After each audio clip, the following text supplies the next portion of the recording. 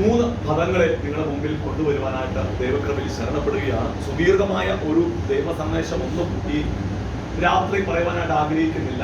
Praise God. തുടർന്ന് പ്രാർത്ഥിപ്പാൻ ദൈവകൃപയിൽ ശരണപ്പെടുകയാണ്. നമുക്കറിയാം, ദൈവത്തോടു കൂടെ നടക്കുമ്പോൾ നാം പ്രഭാതത്തിൽ കേട്ടു, യോശുവയും കാലേബും ദൈവത്തോട് പറ്റി ചേർന്ന് നിന്നതുകൊണ്ട് അവർക്ക് എന്തുണ്ടായി? വാഗ്ദത്ത നാട് പ്രാപിപ്പാൻ കഴിഞ്ഞു എന്നുള്ളതായിരുന്നു പ്രഭാതത്തിൽ നാം മുഴങ്ങി കേട്ടത് ദൈവശബ്ദം നമ്മോട് പറയാനുള്ളത്.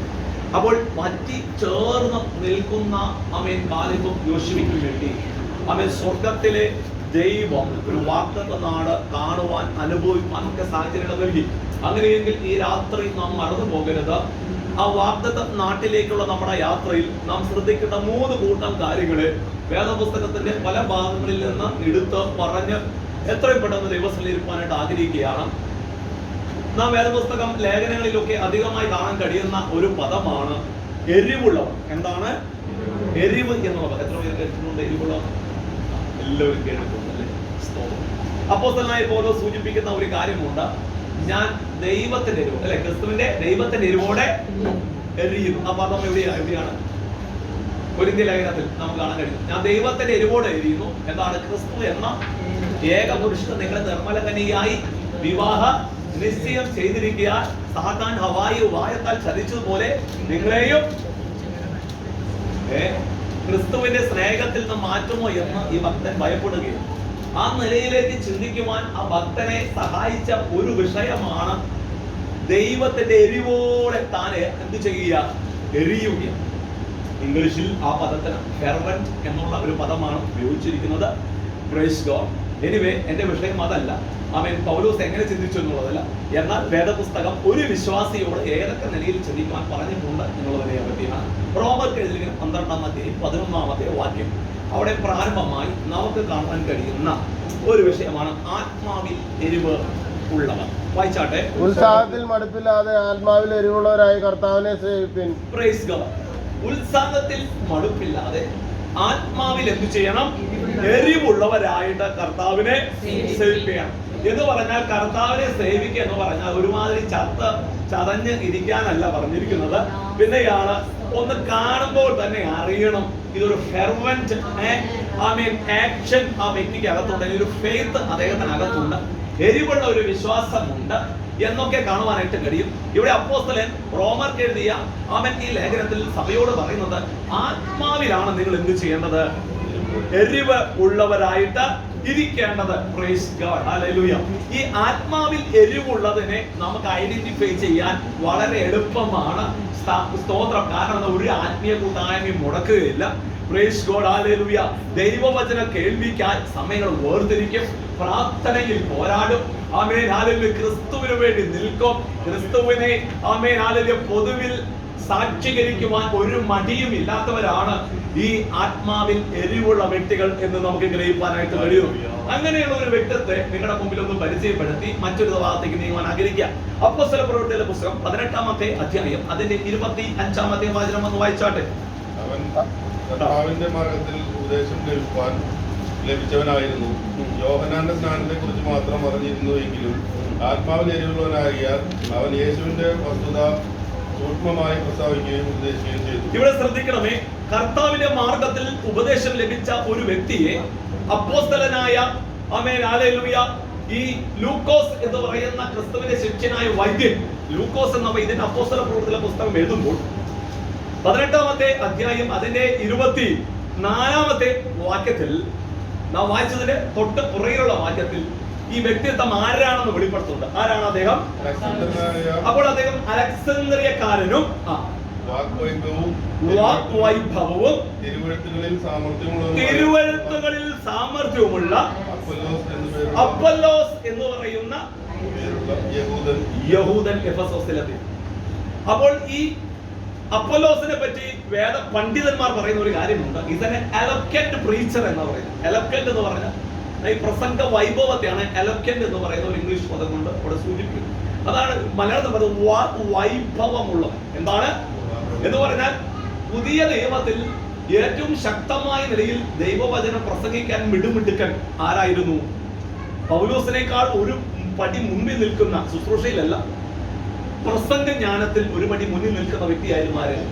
അപ്പൊല്ലോസ് എന്ന് പറയുന്ന വ്യക്തിത്വം. ബിക്കോസ് എന്താണ് പറയുന്നത്? ഈസ് ആൻ എലഗന്റ് പ്രീച്ചർ എന്ന് പറയുന്നത്. വളരെ വാഗ്വൈഭവമുള്ള ഒരു പ്രാസംഗികനായിരുന്നു ആരെ? അപ്പൊല്ലോസ് എന്ന് പറയുന്ന വ്യക്തി. എന്നാൽ 25-ാമത്തെ പദത്തിൽ നാം ശ്രദ്ധിച്ച്, ആത്മാവിൽ എരിവുള്ളവനായി മാറ്റുവാൻ അദ്ദേഹത്തിന് ചില കാരണങ്ങളൊക്കെ നികത്തി വെക്കുന്നുണ്ട്. Praise God. ദൈവവചനം നമ്മോട് സംസാരിക്കുന്ന പ്രകാരം ഒന്ന് കാണുന്നത്, കർത്താവിന്റെ മാർഗത്തിൽ അവൻ എന്ത് ലഭിച്ചിട്ടുണ്ട്? അവനോ ഉപദേശം ലഭിച്ചവനാണ് എന്ന് പറഞ്ഞാൽ കർത്താവിന്റെ മാർഗം, കർത്താവിന്റെ മതത്തെ പറ്റിയല്ല. യേശുക്രിസ്തു കുഞ്ഞുങ്ങളെ മതം സ്ഥാപിക്കാൻ വന്നവനല്ല യേശുക്രിസ്തു. ക്രിസ്ത്യാനിറ്റി എന്ന് പറയുന്നത് ഒരു മാർഗമാണ്, ഒരു മാർഗമാണ്. അതുകൊണ്ടാണ് പറയുന്നത് എന്താണ്? യേശുക്രിസ്തു തന്നെ പറഞ്ഞു, ഞാൻ തന്നെ വഴിയും സത്യവും ജീവനുമാകുന്നു. യേശുക്രിസ്തു മതത്തെ സ്ഥാപിച്ചിട്ടില്ല. യേശുക്രിസ്തു ഒരു വഴി പറഞ്ഞു, ആ വഴി താൻ തന്നെയെന്ന് ഡിക്ലെയർ ചെയ്ത് പ്രഖ്യാപിച്ച് താൻ തന്റെ ശുശ്രൂഷ കഴിഞ്ഞ് പോയി എന്നുള്ള കാര്യമാണ്, മറന്നു പോകരുത്. എന്നാൽ യേശുക്രിസ്തുവിന്റെ മാർഗത്തിൽ വളരെ വ്യക്തമായിട്ട് ഉപദേശം ലഭിച്ചവൻ ആയിരുന്നു ആത്മാവിൽ എരിവുള്ളവൻ. അപ്പോൾ നിങ്ങൾക്ക് ആത്മാവിൽ എരിവുള്ളവരായി തീരണമെന്ന് പരിശുദ്ധാത്മാവ് സഭയോട് സാക്ഷ്യം പറയുമ്പോൾ, റോമർക്കെഴുതിയ 12:11 പറയുമ്പോൾ, അതിന്റെ പുറകിൽ ഏതൊക്കെ നിലയിൽ ജീവിക്കുന്ന ഒരു വ്യക്തിക്കാണ് ആത്മാവിൽ എരിവ് കയറി വരുന്നത്? ഇവിടെ ശ്രദ്ധിക്കുന്ന ഒന്ന്, ഈ മാർഗത്തെ പറ്റി, ക്രിസ്തുവിന്റെ മാർഗത്തെ പറ്റി നിങ്ങൾക്ക് വ്യക്തമായ ഒരു ധാരണയുണ്ടായിരിക്കണം. ആരോ പറഞ്ഞ് കേട്ടതുകൊണ്ട് ഇതിനകത്ത് വന്ന് ചാടിയവർക്ക് ഒരിക്കലും ആത്മാവിൽ എരിവ് വരികയില്ല. Praise God. അതെങ്ങനെയാണ്? ചത്തും ജീവിച്ചും ഇരിക്കുന്ന ഒരു അവസ്ഥയാണ്. അതിനെ പറ്റിയല്ല ദൈവം ആഗ്രഹിക്കുന്നത്.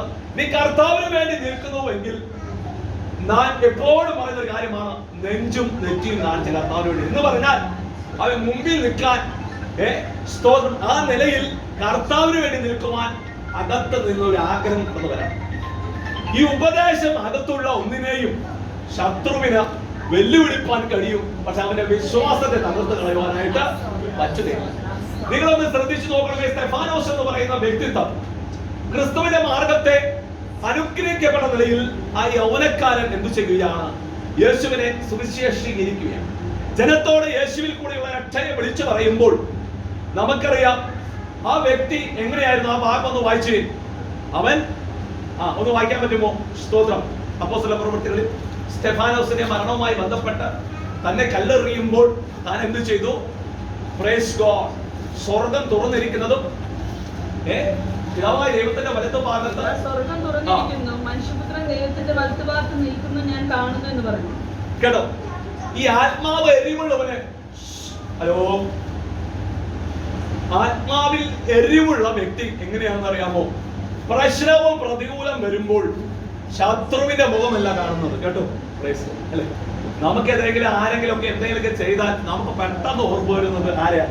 പിന്നെ ആളെ എന്റെ അതിരുമാന്തി ആടെ മുഖമാ ആരാധനയ്ക്ക് ഇരിക്കുമ്പോൾ നമ്മുടെ മനസ്സിൽ വരുന്നു, അല്ലേ? കടം മേടിച്ചിട്ട് കടം തരാത്തവന്റെ മുഖമാ നമ്മുടെ മനസ്സിൽ വരുന്നത്.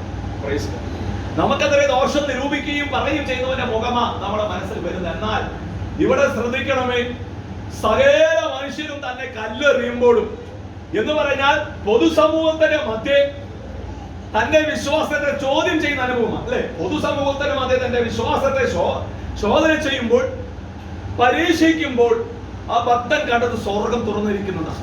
ഇതാ ഒരു ആത്മീയന്റെ ലക്ഷണം എന്നുള്ളത്. കേട്ടോ, മുമ്പിൽ നിൽക്കുന്ന കല്ലെറിയാൻ നിൽക്കുന്നവരുടെ മനസ്സിനെയോ ഹൃദയത്തെയോ ആമേൻ അല്ലെങ്കിൽ അവരുടെ അസംഘടിതമായ ശ്രമത്തെ പഴിച്ചാരുവാനല്ല ഭക്തൻ ശ്രമിച്ചത്. അതിനേക്കാൾ ഉപരിയായി സ്വർഗം തുറന്നിരിക്കുന്ന ഒരു കാഴ്ച കാണുവാൻ ഒരു ഭക്തയ്ക്കും ഭക്തന് മാത്രമേ സാധിക്കുകയുള്ളൂ. ആരൊക്കെ ആത്മാവിൽ എരിവുള്ളവരായി നിൽക്കുന്നുവോ, ആരൊക്കെ ക്രിസ്തുവിന്റെ ഉപദേശത്തിൽ നിലനിൽക്കുന്നുവോ, അവർക്ക് മാത്രമേ എന്തിന് സാധിക്കുകയുള്ളൂ? ആത്മാവിൽ എരിവുള്ളവരായി പ്രതിസന്ധിയുടെ മുമ്പിൽ തളർന്നു പോകാതെ തനിക്ക് വേണ്ടി ഇടിവിൽ നിൽക്കുന്ന, തനിക്ക് വേണ്ടി മധ്യസ്ഥനക്കുന്ന, തനിക്ക് വേണ്ടി അവൻ സ്വർഗത്തിൽ പിതാവായ ദൈവത്തിന്റെ സന്നിധിയിൽ നിൽക്കുന്ന യേശുവിനെ കാണുവാനായിട്ട് കഴിയുകയുള്ളൂ. പ്രിയപ്പെട്ടവരെ, അപ്പൊല്ലോസ് ക്രിസ്തുവിന്റെ ഉപദേശത്തിൽ ഉപദേശം ലഭിച്ചവനാണ്. ഈ താഴോട്ട് വായിക്കുമ്പോൾ എന്താണ് പറയുന്നത്? ആത്മാവിൽ എരിവുള്ളവനാകിയാൽ അവൻ എന്ത് ചെയ്തു? യേശുവിന്റെ വസ്തുത സൂക്ഷ്മമായിട്ട് എന്ത് ചെയ്യുകയാണ്? പ്രസ്താവിക്കുകയും ഉപദേശിക്കുകയും ചെയ്തു. ഉപദേശം ലഭിച്ചേച്ച് അടങ്ങിയിരിപ്പാൻ അപ്പൊല്ലോസിന് കഴിഞ്ഞില്ല എന്നുള്ളതാ സാരം. അകത്ത് ആത്മാവിൽ എരിവുണ്ടോ, പരിശുദ്ധാത്മാവിന്റെ ഒരു വലിയ പ്രവൃത്തി നിന്റെ ഹൃദയത്തിനകത്തുണ്ടോ എന്ന് അറിയണമെങ്കിൽ നീ ലഭിക്കപ്പെട്ട അല്ലെങ്കിൽ നേടിയെടുത്ത ഈ വിശ്വാസം അല്ലെങ്കിൽ ഈ ഉപദേശം എന്ത് ചെയ്യും? മറ്റുള്ളവരോട് പ്രസ്താവിക്കുന്ന നിലയിൽ, ഉപദേശിക്കുന്ന നിലയിൽ ഈ പരിശുദ്ധാത്മാവ് നിന്നെ വഴി നടത്തുമെന്നാണ് പറഞ്ഞത്. എന്ന് പറഞ്ഞാൽ ക്രിസ്തുവിന് വേണ്ടി സാക്ഷിയായി നിൽപ്പാൻ ഈ ആത്മാവ് തന്നെ ഉപദേശിക്കും. ഞാൻ താഴോട്ട് പറയാം, പെട്ടെന്ന് ഞാൻ അതൊന്ന് വായിക്കാം. അതിന്റെ 27-ാമത്തെ വാക്യത്തിൽ ഒന്ന് വായിച്ചേ. അവൻ അഖായിലേക്ക് പോകുവാൻ ഇച്ഛിക്കുമ്പോൾ സഹോദരന്മാർ അവനെ ഉത്സാഹിപ്പിക്കുകയും അവനെ കൈക്കൊള്ളേണ്ടതിന് ശിഷ്യന്മാർക്ക് എഴുതുകയും ചെയ്തു. അവിടെ എത്തിയാതെ അവൻ ദൈവകൃപയാൽ വിശ്വസിച്ചവർക്ക് വളരെ പ്രയോജനമായി തീർന്നു. അപ്പൊ ആത്മാവിൽ എരിവുള്ളവൻ മറ്റുള്ളവർക്ക് എന്തായി തീരുമെന്നാ പറഞ്ഞത്? ഇത് ചേർന്ന് പറഞ്ഞ് പ്രയോജനമുള്ളതായിട്ട് തീരും, അല്ലെ? പ്രയോജനമുള്ളതായിട്ട് തീരും. ഇംഗ്ലീഷിൽ എഴുതിയിരിക്കുന്ന ഹെൽപ്പ് ദം എന്ന ഒരു പദമാണ്. മറ്റുള്ളവർക്ക് സഹായകമായി തീർന്നു. ആര്? ആത്മാവിൽ. നമ്മുടെ ഉദ്ദേശം ആത്മാവിൽ എരിവ്, ആത്മാവിൽ എരിവ് വന്നാൽ മറ്റുള്ളവർക്ക് പ്രയോജനം ഉണ്ടാകുമെന്നാണ് കർത്താവ് പറഞ്ഞത്. സ്തോത്രം. ഇവിടെ നിൽക്കുന്ന ഞാൻ, എനിക്ക് ആത്മാവിൽ എരിവ് വന്നിട്ട് മറ്റുള്ളവർക്ക് പ്രയോജനമില്ലെങ്കിൽ എന്റെ മേൽ വ്യാപരിക്കുന്ന ആത്മാവ് പരിശുദ്ധാത്മാവ് അല്ലെന്നാ സാരം. Praise God. നിങ്ങൾ കൂടെ വരണമേ. ആമേൻ. കേട്ടോ, ആത്മാവിൽ എരിവുള്ളവൻ എന്ത് ചെയ്തു എന്നാ പറഞ്ഞത്? ആമേൻ. ഒന്ന് വായിച്ചേ. അവിടെ എത്തിയാറെ, അവൻ എത്തി കഴിഞ്ഞപ്പോൾ അവൻ ദൈവകൃപയാൽ വിശ്വസിച്ചവർക്ക് വളരെ പ്രയോജനമുള്ളവനായി തീർന്നു. അപ്പോൾ ആത്മാവിൽ എരിവ് വരുന്നത് കൂടുതൽ നേരെ കൈയടിച്ച ആൾക്കല്ല, പിന്നെയോ മറ്റുള്ളവർക്ക് പ്രയോജനമായി തീർന്നെങ്കിൽ അതിന്റെ അർത്ഥം ആ വ്യക്തി ആത്മാവിൽ എരിവുള്ളവൻ എന്നാണ്. ഈ രാത്രിയിൽ എന്റെ ശബ്ദം കേൾക്കുന്ന ദൈവ പൈതല്, സ്തോത്രം, നമ്മുടെ ചിന്തകൾക്ക് ഒരു വ്യത്യാസം കടന്നു തരണം. ആമേൻ. ഹല്ലേലൂയ. ആത്മാവിൽ എരിവുള്ളവൻ എന്ന് പറഞ്ഞാൽ ദീർഘനേരം അന്യഭാഷ പറഞ്ഞു എന്നല്ല അർത്ഥം. പിന്നെയോ അർത്ഥം ഒരു നിരാലംബയായ ബലഹീനനായ ഒരു വിശ്വാസിക്ക് നീ ഒരു പ്രയോജനം അല്ല എങ്കിൽ നിന്റെ അകത്ത് വ്യാപരിക്കുന്ന ആത്മാവിനെ പറ്റി സംശയമുള്ളവരായിരിക്കണം. അപ്പൊ ഈ മനുഷ്യൻ പ്രിസ്കില്ലയും അക്കായും ഒക്കെ നമുക്ക് അക്കില്ലാസും പ്രിസ്കില്ലയും ഒക്കെ എന്ത് ചെയ്യുന്നറിയാമോ? 26-ാമത്തെ വാക്യം കൂടെ ഒന്ന് വായിച്ചാലേ ഞാൻ പറഞ്ഞ വാക്യം കടവനെ വലിയ ഇഷ്ടമാണ്. പള്ളിയിൽ പ്രാഗൽഭ്യത്തോടെ പ്രസംഗിച്ചു തുടങ്ങി.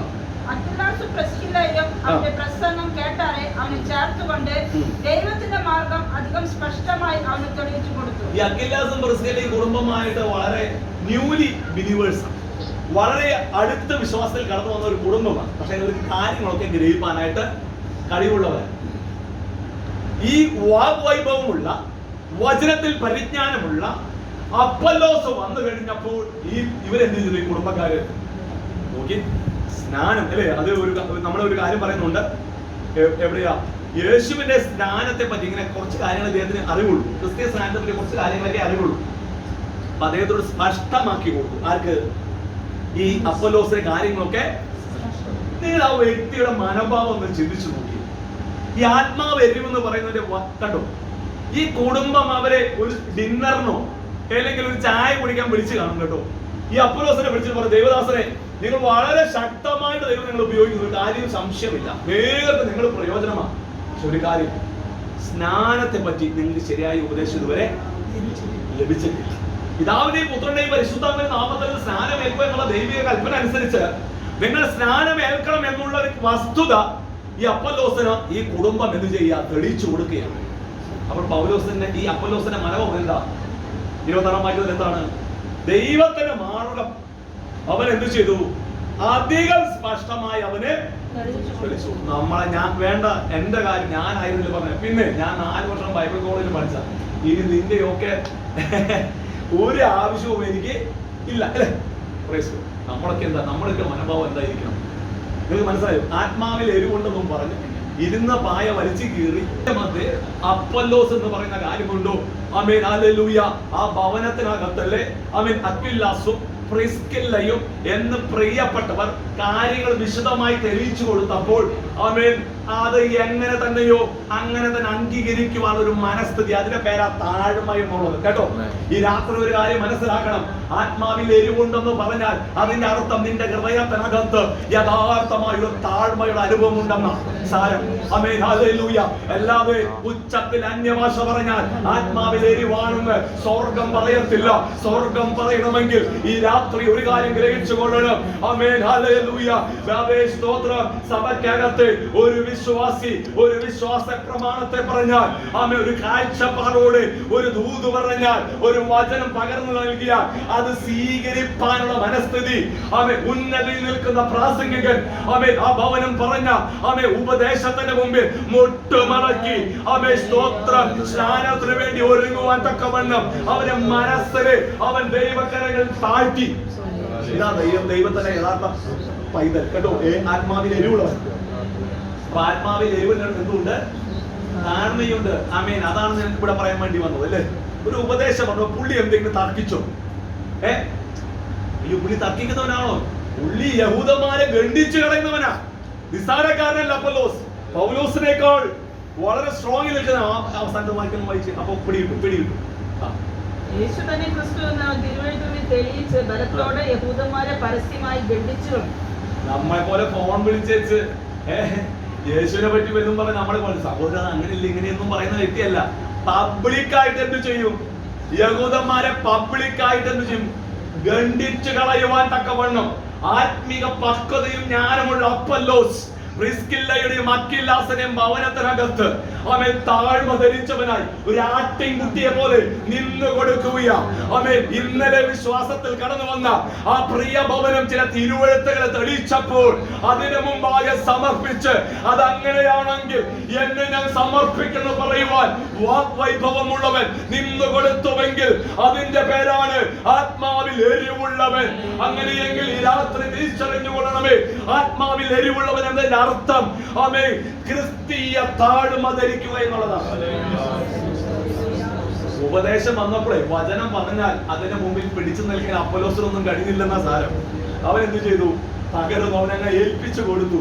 ശരിയാ, അക്വിലാസേ, പ്രിസ്കില്ലയെ, നിങ്ങൾ ന്യൂലി ബിലീവേഴ്സാ. ഈ ദിനത്താണ് അവര് പൗലോസിന്റെ പ്രസംഗം കേട്ട് കൺവെർട്ടഡ് ആയത്. ആമേൻ, അതിൽ അവർ എന്ത് ചെയ്തു? കേട്ട ഉപദേശത്തിന് വേണ്ടി നിൽക്കുന്ന ഭാര്യയും ഭർത്താവും കുടുംബമാണ്. അവർ അനേക ക്രിസ്തുവിലേക്ക് ആനയിക്കുക. അപ്പോഴാണ് ഈ അപ്പൊല്ലോസിന്റെ പ്രസംഗം കേട്ടത്. എവിടെയോ ഒരു അപാകത അപ്പൊല്ലോസിന്റെ പ്രസംഗത്തിലുണ്ട്. അത് ഒന്നുകൂടെ ഒന്ന് ക്ലിയർ ചെയ്ത് കൊടുത്താൽ അപ്പൊല്ലോസ് കർത്താവ് ശക്തമായിട്ട് എന്ത് ചെയ്യും? പ്രയോജനപ്പെടും. അങ്ങനെയുള്ളതിനെ നാം വിളിച്ച് നമ്മളൊക്കെ ആയിരുന്നില്ല എന്ന് പറയുന്നേ, അപ്പൊല്ലോസ് എന്തായിരിക്കും നമ്മുടെയൊക്കെ മനോഭാവം? നീ ഇത്ര വീരശൂര പരാക്രമം, നിനക്ക് എത്ര ബുദ്ധി ഇല്ലടാ, അല്ലേ? നീ എത്ര തെറ്റായിട്ട് വേദപുസ്തകത്തെ പഠിപ്പിക്കുകയും ഉപദേശങ്ങൾ കൊടുക്കുകയും ചെയ്യുന്നത്. യഹൂദന്മാരെ എത്ര നല്ല നീ യഹൂദന്മാരെ ഏതൊക്കെ നിലയിലാണ് നീ ഹാൻഡിൽ ചെയ്യുന്നത്? നിനക്ക് കുറച്ചും കൂടെ കാര്യങ്ങളൊക്കെ പഠിച്ചിട്ട് പ്രസംഗിച്ചാ പോരെ, ഞങ്ങളൊക്കെ ഇവിടെ ഉണ്ടല്ലോ എന്നുള്ളത് അവര് പറഞ്ഞില്ല. അവർക്ക് കാര്യം പിടികിട്ടി. ഇവരെ ഒന്ന് പോളിഷ് ചെയ്ത് വിട്ടാൽ ഇവന് പ്രയോജനം, ദൈവത്തിന് കൂടുതൽ പ്രയോജനമുള്ളത്. പ്രിയപ്പെട്ടവരെ, നമ്മുടെ ഇടയിൽ ആരെങ്കിലും പ്രസംഗിക്കുവാനോ പ്രാർത്ഥിക്കുവാനോ ആത്മാവിൽ ആരാധിക്കുന്നവരോ എന്തെങ്കിലും ഏറ്റക്കുറച്ചിലുകൾ പൂർണ്ണതയുള്ളവനെന്ന് നിങ്ങൾക്ക് തോന്നുന്ന ആമേൻ ആരെങ്കിലും ഉണ്ടെങ്കിൽ ആ ഏറ്റക്കുറച്ചിലുകളെ കണ്ട് തലയിൽ തട്ടി ഇനി ഒരിക്കലും ഉയരില്ലെന്ന രീതിയിൽ ഇരുത്തുകയല്ല ഒരു വിശ്വാസിയുടെ ഗുണം. പിന്നെയോ കുറവുകൾ പരിഹരിച്ചു കൊടുക്കുന്ന നിലയിൽ കാര്യങ്ങൾ വിശദീകരിച്ചു കൊടുത്ത് ചില അപ്പൊല്ലോസുമാരെ ദൈവസഭയിൽ കരം പിടിച്ച് ഉയർത്തി ദൈവസഭയ്ക്ക് അനുഗ്രഹമാകുന്ന നിലയിൽ ചില യൗവനക്കാരെ ദൈവസഭയ്ക്ക് നിലനിർത്തുവാൻ ബുദ്ധി ഉപദേശിക്കുകയാണ്. ആത്മാവിൽ എരിവുള്ളവന്റെ പ്രഥമ കാര്യം അവൻ ക്രിസ്തുവിന്റെ ഉപദേശത്തിൽ നിൽക്കുന്നവനാണ്. 2, നാം എന്താണ് കണ്ടു കഴിഞ്ഞത്? സ്തോത്രം, ഈ താഴ്മ ധരിക്കുന്നവനാണ്. 3, പരസ്യമായിട്ട് എന്ത് ചെയ്യും? യഹൂദനെ ഗണ്ഡിക്കും. കുറച്ച് നാളുകൾക്ക് മുമ്പ് പരസ്യമായിട്ട് ഒരുത്തൻ പറഞ്ഞു അവനെ ക്രൂശിന്മേൽ തൂക്കി. അത് കഴിഞ്ഞ് കുറച്ച് കഴിഞ്ഞപ്പോ ഓരോരുത്തരെ കല്ലെറിഞ്ഞു കൊന്നു. പിന്നെ ഓരോരുത്തൻ എന്ത് ചെയ്തു? വാളിന്റെ വായ്ത്തലയായി. സഭയുടെ നേതാവായിരുന്നു, അല്ലേ? സഭയുടെ അന്നത്തെ ഏറ്റവും വലിയ നേതാവ് പറഞ്ഞ യാക്കോബ് എന്ന് പറയുന്ന അപ്പോസ്തലൻ കൗൺസിൽ കൂടുമ്പോൾ, അപ്പോസ്തല പ്രവൃത്തികളുടെ പുസ്തകം 15-ാമത്തെ അധ്യായം ദൈവസഭയുടെ ആദ്യത്തെ കൗൺസിലാണ്. ആമേൻ, ഹല്ലേലൂയ. ഏതായിരുന്നു? ജെറുസലേം ചേർന്ന് പറഞ്ഞേ നമ്മളെ വിശ്വാസം മറ്റേ ജെറുസലേം കൗൺസിൽ. ഏതാണ് ജെറുസലേം കൗൺസിൽ? ആമേൻ. അപ്പോസ്തല പ്രവൃത്തി 15 അതിന് നേതൃത്വം കൊടുത്ത ചെയർമാനായിരുന്നു ആര്? യാക്കോബ് അപ്പോസ്തലൻ. ആമേൻ. യാക്കോബ് അപ്പോസ്തലനെ വാളിന്റെ വായ്ത്തലയാൽ നീക്കിക്കളഞ്ഞു ഭൂമിയിൽ നിന്ന്. പത്രോസിനെ പിടിച്ചു. അടുത്തവൻ അവരെ പിടിക്കണമെന്ന്. ഇതൊക്കെ ഒരു വഴിയിൽ നടക്കുമ്പോഴും അപ്പൊല്ലോസ് എന്ത് ചെയ്യുന്നറിയാമോ? ആരൊക്കെ വാളെടുത്തുവോ, ആരൊക്കെ കല്ലെടുത്തുവോ, ആരൊക്കെ ഈ സഭയെ നിന്ദിച്ചുവോ, ഈ മാർഗക്കാരെ ആരൊക്കെ ഇല്ലായ്മ ചെയ്തുവോ, അവരുടെ മുമ്പിൽ അവൻ വീടിനകത്ത് കയറി വെല്ലല്ല വിളിച്ചത്. പിന്നെയോ പരസ്യമായിട്ട് ഇറങ്ങി നിന്നു. റോഡ് വക്കിലോട്ട് ഇറങ്ങി നിന്നു. യഹൂദന്മാർ കൂടി നിൽക്കുന്നിടത്ത് ഇറങ്ങി നിന്നു. അവൻ പറഞ്ഞു, ആരെങ്കിലും ഉണ്ടെങ്കിൽ കളഞ്ഞു എന്ന് പറഞ്ഞാൽ തന്റെ ജീവനല്ല ഇമ്പോർട്ടൻസ്, പ്രാധാന്യത. പിന്നെയോ തന്റെ അകത്ത് ജീവിക്കുന്ന ക്രിസ്തുവിനാണ് പ്രാധാന്യത. അതാണ് ആത്മാവിൽ എരിവുള്ളവർ. കേട്ടോ, സ്തോത്രം. നിങ്ങളൊക്കെ ചിന്തിക്കരുത്. ആമേൻ. ഹല്ലേലൂയ. മുറിക്കകത്ത് 4 വാതിലെല്ലാം അടച്ച് 4 വാതിലിനകത്ത് 4 ഭിത്തിക്കകത്ത് ഇരുന്ന് ഗ്ലോറിയും അല്ലലിയും പറയുന്നതല്ല ആത്മാവിലുള്ള എരിവ്. പിന്നെയോ പുറത്തിറങ്ങണം. ആമേൻ. സ്തോത്രം. ഒരു പക്ഷെ കല്ല് പ്രതീക്ഷിക്കാം, ഒരു പക്ഷെ വാള് പ്രതീക്ഷിക്കാം, ഒരു പക്ഷെ കുറുവടി പ്രതീക്ഷിക്കാം, ഒരു പക്ഷേ ആമേൻ നിന്നയും തൊപ്പലും പ്രതീക്ഷിക്കാം. പക്ഷെ അതിന്റെ മധ്യമൊക്കെയും നെഞ്ചും നെറ്റിയും കാണിച്ച് ആമേൻ നിങ്ങൾ ആയിരിക്കുന്ന ആമേൻ ജോലി സ്ഥലത്ത്, നിങ്ങൾ ആയിരിക്കുന്ന സ്കൂളിൽ അല്ലെങ്കിൽ കോളേജിൽ കർത്താവിന് വേണ്ടി ആത്മാവിൽ എരിവുള്ളവരായി എത്ര പേർ നിൽക്കാൻ തയ്യാറാണ്?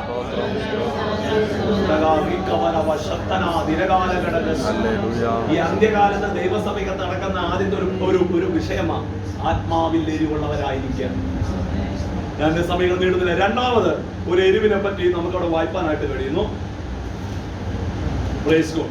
സ്നേഹത്തിൽ എരിവുള്ളവർ ആയിരിക്കുക. സ്നേഹത്തിൽ 1 പത്രോസ് 4:8 ഇപ്രകാരം വായിക്കുന്നു.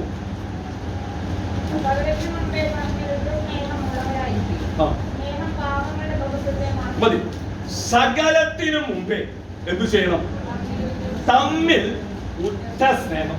ഈ ഉറ്റ സ്നേഹത്തിന് ഇംഗ്ലീഷിൽ കൊടുത്തിരിക്കുന്ന പദം ഫെർവന്റ് ലവ് എന്ന് പറഞ്ഞാൽ സ്നേഹത്തിൽ എരിവുള്ളവർ. സ്നേഹത്തിൽ എരിവുള്ളവർ എന്നുള്ള ഒരു ട്രാൻസ്ലേഷൻ അവിടെ ഉപയോഗിച്ചിരിക്കുന്നു. അപ്പോൾ രണ്ടാമത് കണ്ടു സ്നേഹത്തിൽ എരിവുള്ളവരായിരിക്കുക. ഈ വായിച്ച വചനത്തിന്റെ പുറകോട്ട് ഒരു വാക്യം ഇറങ്ങി വായിച്ചേ.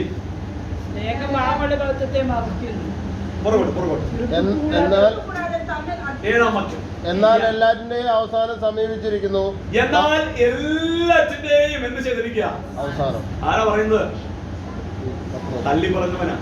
യേശുവിനെ തല്ലി പറഞ്ഞ പത്രോസാ പറയുന്നത്. ആരാ പറയുന്നത്?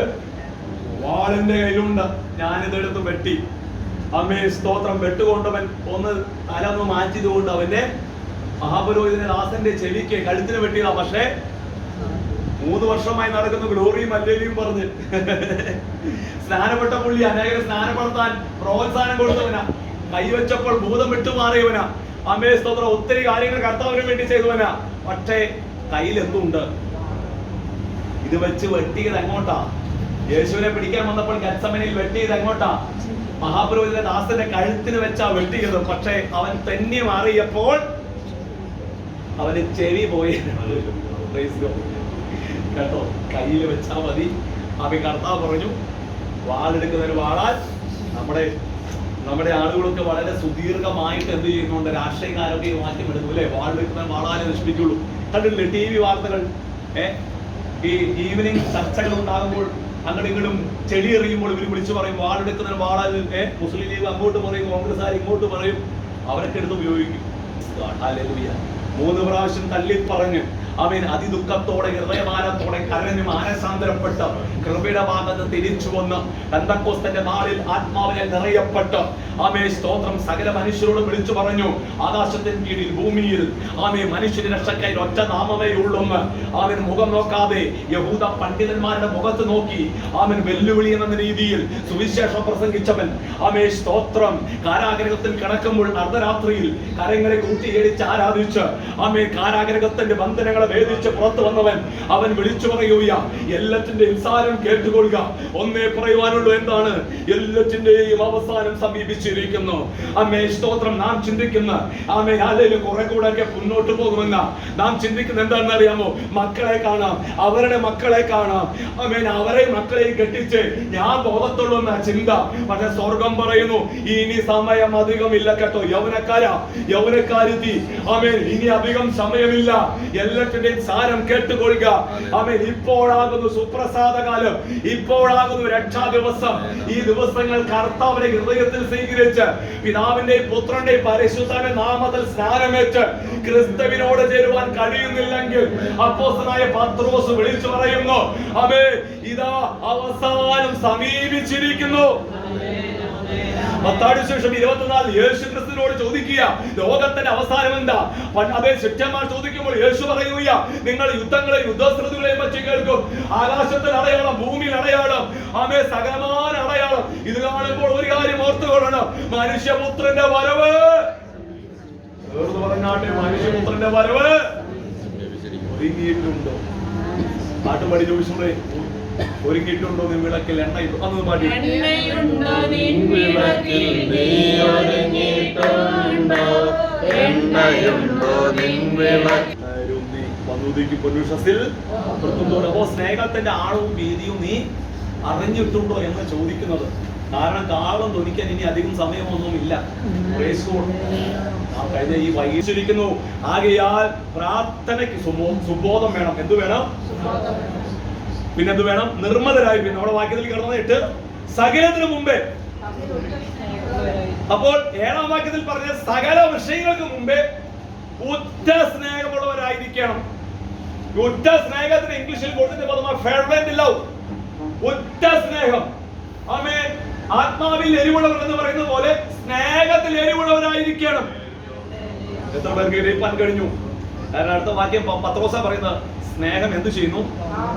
പാപങ്ങളുടെ ബൗദ്ധത്തെ മറയ്ക്കുന്നു. കേട്ടോ, സ്തോത്രം.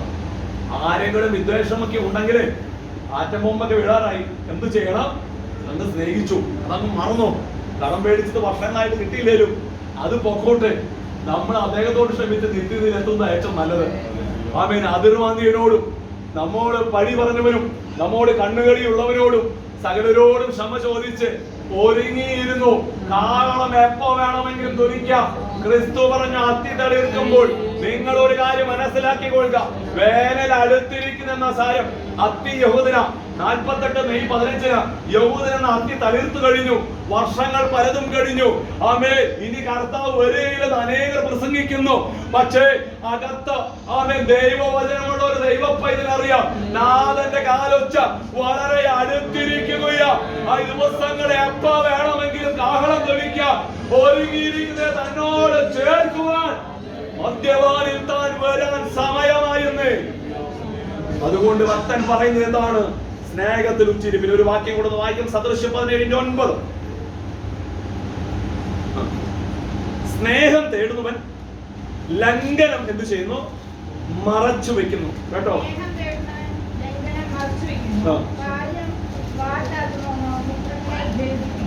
അപ്പോ സ്നേഹം തേടുന്ന ഒരു വ്യക്തി ലംഘനങ്ങൾ എന്ത് ചെയ്യുക? മറച്ചു വെക്കും, കവർ ചെയ്യുകയാണ്. അപ്പൊ ഇന്നാളുടെ ജീവിതത്തിൽ ഒരു പ്രശ്നമുണ്ടായാൽ ആ പ്രശ്നത്തെ സഭയിലെ മറ്റൊരു വിശ്വാസി എന്താ ചെയ്യേണ്ടത്? പാട്ടാക്കണോ? അയ്യോ, ഇന്നാൾക്ക് ഇതിനെ പറ്റി അറിഞ്ഞോ? ഇന്നാൾക്ക് ഇത് പറ്റിയിട്ടുണ്ട്, എല്ലാവരും അവൾക്ക് അത് വേണം.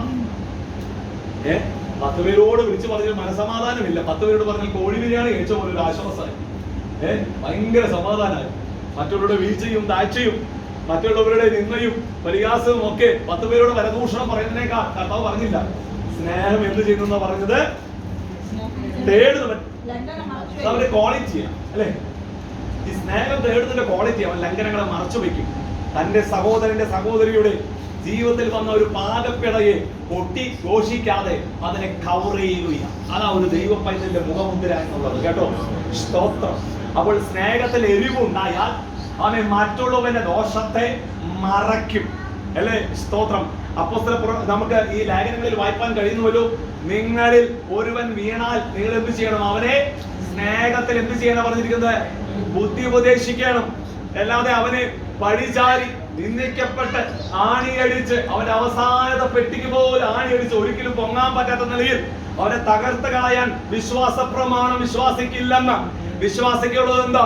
അവൻ ഒരുവൻ തെറ്റിൽപ്പെട്ടാൽ, ഒരുവൻ പ്രതിസന്ധിയിൽപ്പെട്ടാൽ, നമ്മുടെ കുഞ്ഞ് അതിന് നിരക്കാത്തൊരു വിഷയം ചെയ്താൽ ആ കുഞ്ഞിനെ അടിച്ച് ആക്ഷേപിക്കാനല്ല ദൈവവചനം പറയുന്നത്, പിന്നെ സ്നേഹിപ്പാനാ പറയുന്നത്. ഇല്ല, ഈ പുസ്തകത്തെ പഠിച്ചു നമ്മൾക്ക് ഇങ്ങനെ ഞെരിഞ്ഞൂടെ നിൽക്കാൻ കാരണം ക്രൂശിമേൽ ഒരുവൻ സ്നേഹം കാണിച്ചത് കൊണ്ടാണ്. ക്രൂശിമേൽ ഒരുവൻ സ്നേഹം കാണിച്ചത് കൊണ്ടാണ് നാം ഇന്നിവിടെ നിൽക്കുന്നത്. നമ്മുടെ സ്വഭാവത്തിനൊത്തവണ്ണം ക്രിസ്തു നമ്മോട് ചെയ്തിരുന്നുവെങ്കിൽ നിൽപ്പാൻ യോഗ്യതയില്ലാതെ എന്നേ നാം പട്ടുപോയനെ. പാട്ടുകാരൻ പറഞ്ഞത് എങ്ങനെയാണ്?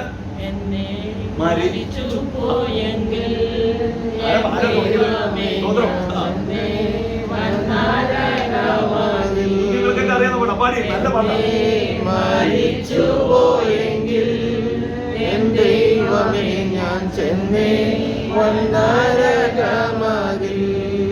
മരിച്ചുപോയെങ്കിൽ എന്ന് ക്രിസ്തു എന്നെ രക്ഷിക്കുന്നതിന് മുന്നേ മരിച്ചുപോയെങ്കിൽ ഞാൻ എവിടെ ചെന്നെത്തുമായിരുന്നു?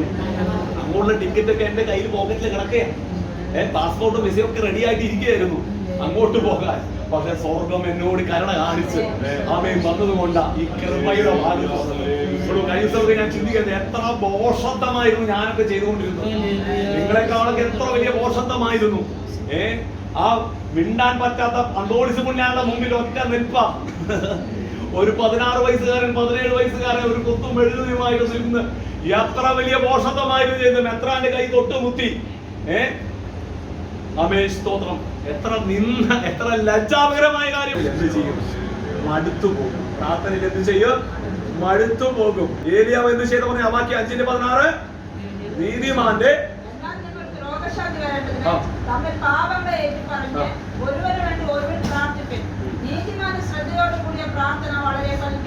അപ്പൊ ഒരുവന് വേണ്ടി ഒരുവൻ എന്ത് ചെയ്യണം? അതിന് മുന്നേ ഒരു കണ്ടീഷൻ വെച്ചിരിക്കുക. പാപങ്ങൾ എന്ത് ചെയ്യണം? ഏറ്റു പറയണം കേട്ടോ.